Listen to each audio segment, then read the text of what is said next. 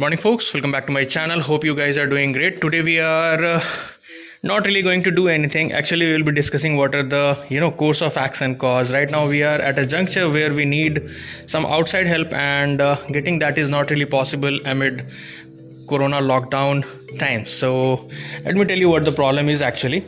Actually, this handle, the base of the handle that you are seeing here, you have a placement for the starter switch, and for that you need two holes over here, a round hole in between for the cables and two for the screws. So that's really missing over here, so we'll have to take the unit from that one, which I have taken out and I have cleaned, but it's not really painted, or for that matter completely devoid of paint. So should we use it on this one, it will really look ugly. So that's the reason that I'm really put everything on hold. Meanwhile, what I have done is I have checked all the cables on the scooter itself.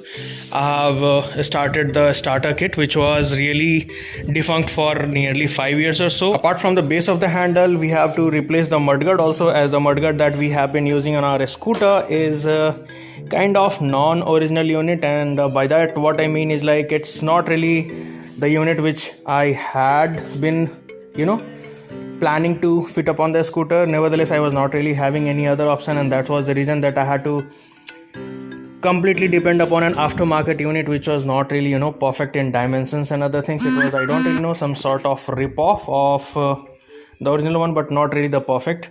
It's always prone to rust. You can see we have just got it painted, and still you can see bubbles of imperfect corrosion activity taking place at those points. So we'll be taking out this mudguard, we'll be getting it painted, and then we'll be fixing it on our scooter. So that's another thing. Along with these two, which are really necessary for entire wiring of the scooter, there is one more thing, and that is the changing of the glove box. Cause the one over here is kind of really tiny. It may be original, it may be very rare, but I don't really care, cause I need more space on my scooter. And for that, let me show you. This one is better. It has a top mounted rack also, where we can, plastic rack to be precise, where we can keep a few things or other, or for that matter we can have mounting for putting our phone for charging and stuff like that.